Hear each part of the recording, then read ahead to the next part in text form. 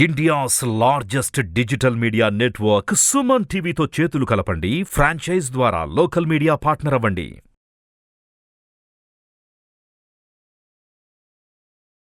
నమస్కారం, నేను మీ జాహ్నవి. మనతో ఉన్నారు ప్రముఖ జ్యోతిష్య వాస్తు పండితులు, జ్యోతిష్య వాస్తు శిక్షణ నిపుణులు, లలిత ఉపాసకులు బ్రహ్మశ్రీ నానాజీ పట్నాయక్ గురువు గారు. మాట్లాడేద్దాం. నమస్కారం గురుగారు. శ్రీమాత్రే నమః. గురుగారు, రాహు కేతువులు అంటే రాసులు మారుతున్నాయి కదా, దీని ప్రభావం ద్వాదశ రాసుల మీద ఇంపాక్ట్ ఉంటుందిగా ఖచ్చితంగా. మరి అంటే ఏ రాసుల మీద ఏ విధంగా ఉండవచ్చు అంటారు? ఇక్కడ ఏంటంటే మేషం నుంచి మీనరాశిలోకి రాహువు, కన్యారాశిలోకి కేతువు మారుతున్నాడు. దీని పరంగా ద్వాదశ రాసుల వారికి చూసుకుంటే మేషం వారికి మొట్టమొదటిగా మేషం వారికి విదేశీ యోగాన్ని ఇస్తాడు రాహు. కేతు ఏంటంటే ఆధ్యాత్మికమైనటువంటి జీవితాన్ని ఇస్తూ ఉంటాడు. ఇక్కడ ఆధ్యాత్మికమైనటువంటి నడవడికని పెంచుతూ ఉంటాడు. వీళ్ళకి ముఖ్యంగా ఈ రాహు 12లో ఉన్నప్పుడు ఇన్వెస్ట్మెంట్స్ చేసే విషయంలో కొంత జాగ్రత్తగా ఉండాలి. విదేశీ యోగాన్ని ఇస్తాడు. కాకపోతే ఏదైనా ఇన్వెస్ట్మెంట్స్ ఇబ్బంది పడకుండా ఉండాలంటే దుర్గాదేవికి కనుక ప్రదక్షిణాలు చేసుకున్నట్లయితే ఆ దోషం అనేటువంటిది తగ్గుతుంది మేషరాశి వారికి. ఇక వృషభం వారికి కనుక చూసుకున్నట్లయితే 11లో రాహు కాబట్టి ఆన్లైన్ ద్వారా బిజినెస్ యోగాలు పెంచుతాడు. బిజినెస్ పరంగా మంచి యోగాలు పెరుగుతాయి. కాకపోతే పంచమ కేతు ఉన్నాడు కాబట్టి రాజకీయ నాయకులు కొంత జాగ్రత్తగా ఉండాలి. పంచమంలో కేతు ఉన్నందుకు కొంతవరకు ఈ ఏదైతే మనకి చూసుకున్నట్లయితే ఫ్రెండ్స్ విషయంలో కొంతవరకు అఫైర్స్ ఏర్పడము, లేనట్లయితే రాజకీయంగా కొంత ఇబ్బంది కలగడము, ఫ్రెండ్స్ మూలంగా కొంత ఇబ్బంది కలగడము, షేర్ మార్కెట్ జోలికి తొందరగా వెళ్ళకపోవడం అనేటువంటిది మంచిది. వీళ్ళకు ఒక యోగం కూడా అని చెప్పొచ్చు. వృషభం వారికి ఏమిటది అంటే ఇక్కడ గణపతి ఆరాధన చేయడానికి మంచి ఫలితం ఇస్తుంది. ఇక్కడ ఉపాసనా యోగాన్ని ఇస్తుంది పంచమకేతు ఇక్కడ వీళ్ళకి. ఇక వీరికి మిథునం వారికి కనుక చూసుకున్నట్లయితే వీరు యోగం ఏమిటి అంటే విదేశీ యోగము. అంటే ఎలాంటి విదేశీ యోగం? విదేశీ కంపెనీల్లో ఏదైనా జాబులు రావడానికి, సాఫ్ట్వేర్ జాబులు రావడానికి, జాబ్ సంబంధించిన విషయంలో కొంతవరకు వీళ్ళకి ప్రోత్సాహం అనేటువంటిది ఇస్తాడు. దశమరాహు మంచివాడు కాబట్టి చతుర్థ స్థానంలో కేతు ఉన్నందుకు కాస్త తల్లిగారి ఆరోగ్య విషయంలోని, ఏదైనా ల్యాండ్స్ తీసుకునేటువంటి అంశాల్లోని, ఇటువంటి విషయాల్లో, ఏదైనా విద్యా సంబంధించిన అంశాల్లోని కొంత జాగ్రత్త వహించాలి. ఏదైనా విద్యారంభం చేస్తే ఏదో విఘ్నాలు రావడం కానీ, ఏదైనా గృహ సంబంధించిన నిర్మాణాలు చేసేటప్పుడు ఏదో ఒక డిస్ప్యూట్స్ ఇట్లాంటివి. కాకపోతే ఏంటంటే వీళ్ళు ఏదైనా సరే కొనుగోలు చేసేటప్పుడు కొంత జాగ్రత్త వహించాలి. అలాంటప్పుడు కొంచెం గణపతి హోమం, గణపతికి సంబంధించిన తర్పణం చేసుకొని ముందుకు కదిలినట్లయితే బాగుంటుంది. ఏదైనా గణపతి ఆలయం కడుతున్నట్లయితే అక్కడ ఏదైనా డొనేషన్ ఇచ్చినా కూడా వీళ్ళకి దోషం అనేటువంటిది తగ్గుతుంది.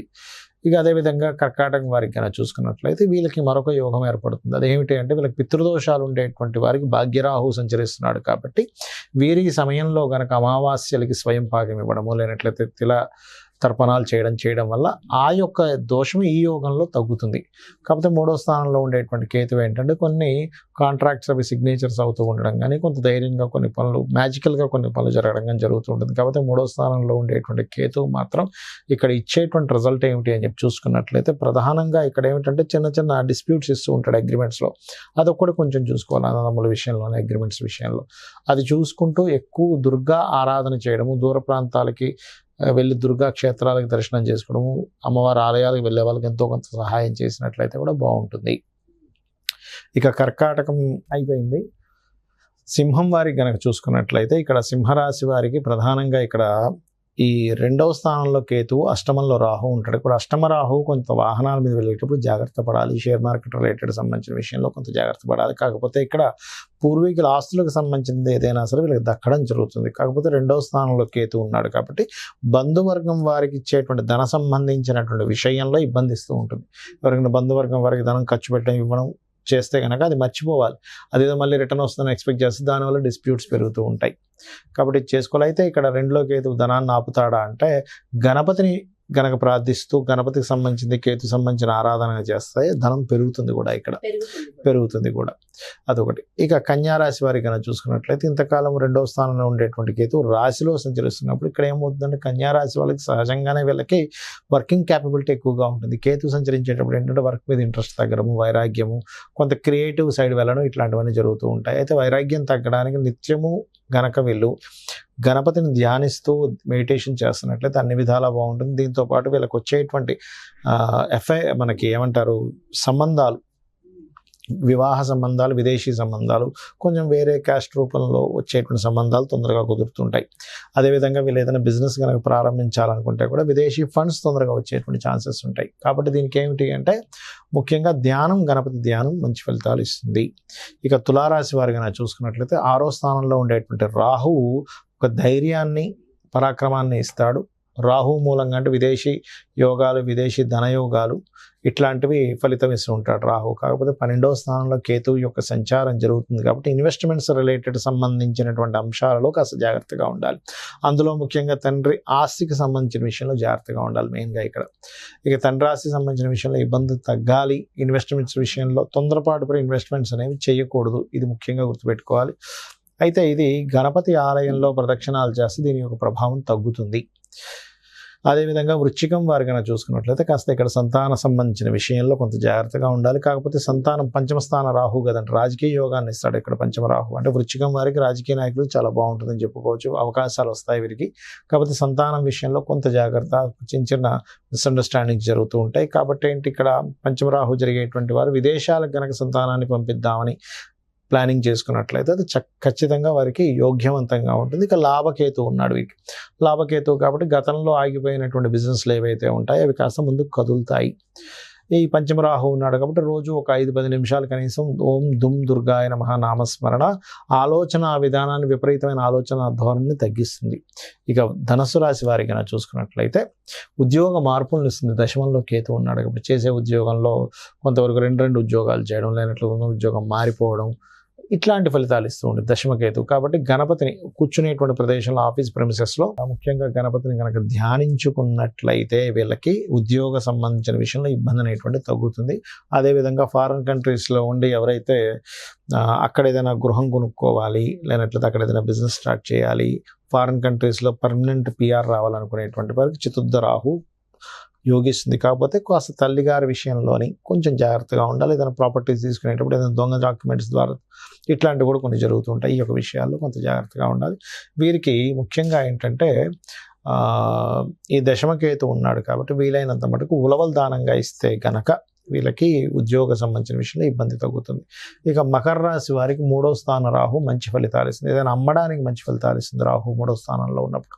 కాబట్టి ధైర్యము, పరాక్రమము, ధైర్యంగా ఒక స్టెప్ తీసుకోవడం వల్ల మంచి ఫలితాలు జరుగుతూ ఉంటాయి. కాకపోతే 9వ స్థానంలో కేతు ఉన్నాడు కాబట్టి ఏదైనా గణపతి క్షేత్రాలకు కనుక వెళ్ళినట్లయితే మంచి ఫలితాలు వస్తాయి వీళ్ళకి. లేదా ఎవరైనా గణపతి క్షేత్రాలకు వెళ్తున్నారు, గణపతికి సంబంధించిన ఉత్సవాలు జరుగుతున్నాయి, అలాంటి వాటికి ఏదైనా ఫండింగ్ అనేది చేస్తున్నట్లయితే, ఇప్పుడు చూడండి బ్యాంకింగ్స్ రిలేటెడ్ సంబంధించిన విషయాల్లో కొన్ని హ్యాకింగ్స్ జరుగుతుంటాయి. అటువంటి హ్యాకింగ్స్ తగ్గడము, లేదా తండ్రితో తెలియని డిస్ప్యూట్స్, గురువులతో డిస్ప్యూట్స్, హైయర్ ఎడ్యుకేషన్ చేద్దాం అనుకుంటే ఏదో తెలియని డిస్టర్బెన్స్, ఇట్లాంటివి క్రియేట్ అవుతూ ఉంటాయి కేతు.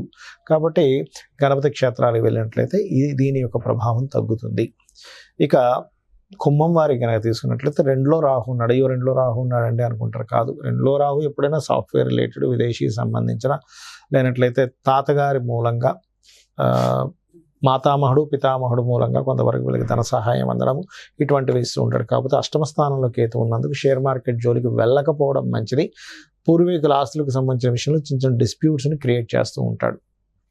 ఇక ఈ డిస్ప్యూట్స్ తగ్గాలి అంటే పూర్వీకుల ఆస్తులకు సంబంధించిన ఏదైనా డిస్ప్యూట్స్ ఉండిపోతాయి. అప్పుడు కొంత భాగాన్ని, కొంతమందికి 100 ఎకరాలు ఉంటాయి, కొంత భాగాన్ని ఏదైనా గణపతికి సంబంధించిన దానికి ఇస్తే ఈ డిస్ప్యూట్స్ తగ్గుతాయి కూడా.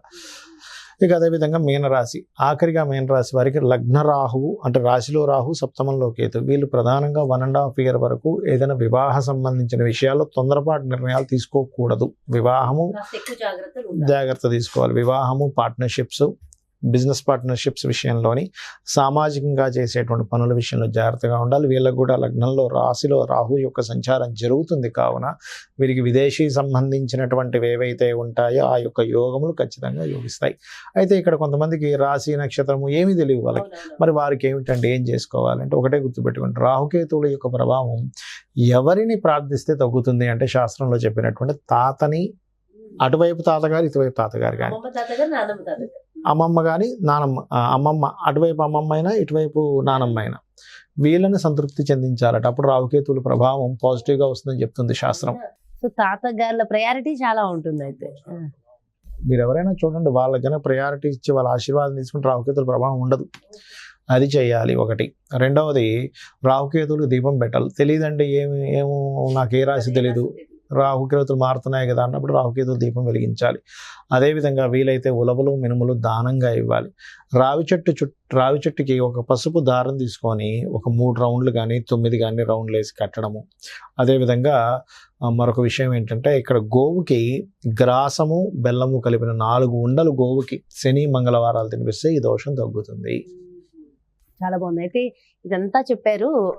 నన్ను వ్యూవర్స్ అడగచ్చు గురువు గారు, డేట్లు ఎప్పటి నుంచో చెప్పలేదు అనొచ్చు. సో అంటే అఫ్ కోర్స్ మీకు తెలుసు, నాకు తెలుసు, మరి మన వ్యూవర్స్ కోసం ఒక్కసారి డేట్స్ కూడా క్లియర్ గా చెప్పండి. ఎప్పటి నుంచి ఎప్పటి వరకు? ఏం లేదమ్మా, ఇక్కడ 30 అక్టోబర్ నుంచి సంవత్సరంన్నర పాటు ఉంటారు. సంవత్సరంన్నర. సో ఈ సంవత్సరంన్నర ఈ రిజల్ట్. సో ప్రతి రాశి వాళ్ళకి చాలా డీటెయిల్ గా ఎక్స్ప్లెయిన్ చేశారు Guruji. Thank you so much. శ్రీమాత్రే నమః. సో చూసారు కదా, సంవత్సరంన్నర పాటు మన జీవితాల్లో ఏం జరగబోతోంది. సో ఖచ్చితంగా ఎలాంటి మార్పులు వచ్చే అవకాశం ఉంది, ఏ ఏ రాసుల వారికి ఎలాంటి ప్రభావం ఉండబోతోంది, చాలా చాలా డీటెయిల్గా ఎక్స్ప్లెయిన్ చేశారు. ముఖ్యంగా అక్టోబర్ 30వ తారీఖు నుంచి సంవత్సరంన్నర పాటు జీవితం ఏ విధంగా మనల్ని మనం మార్చుకోవచ్చు, ఏ దేవి దేవత ఆరాధన చేయాలనేది కూడా చాలా డీటెయిల్గా ఎక్స్ప్లెయిన్ చేశారు కదా గురూజీ. సో ఖచ్చితంగా ఇలాంటి సిచ్యువేషన్స్లో ఒక్కసారి మన జాతక పరిశీలన అనేది చాలా చాలా ఇంపార్టెంట్. ఎందుకంటే ఇండివిజువల్ జాతకం ఎప్పుడైతే చూపించుకుంటామో అప్పుడు మనం తీసుకునే రెమెడీస్, అవి పరిహారాలు ఇంకా బాగా యూజ్ అవుతూ ఉంటాయి. సో డెఫినెట్గా ఇండివిజువల్గా మీ యొక్క జాతకాన్ని పరిశీలన చేసుకోవాలి. డైరెక్ట్గా లేదా ఇండైరెక్ట్గా గురువుగారిని సంప్రదించాలి, లేదా మీ ఇంటి వ్యాపార వాస్తుని ఒక్కసారి గురువుగారితో చూపించుకోవాలి. డీటెయిల్స్ కావాలి అనుకుంటే వెంటనే క్రింద డిస్ప్లే అవుతున్నటువంటి నెంబర్స్కి కాల్ చేయండి. నమస్తే.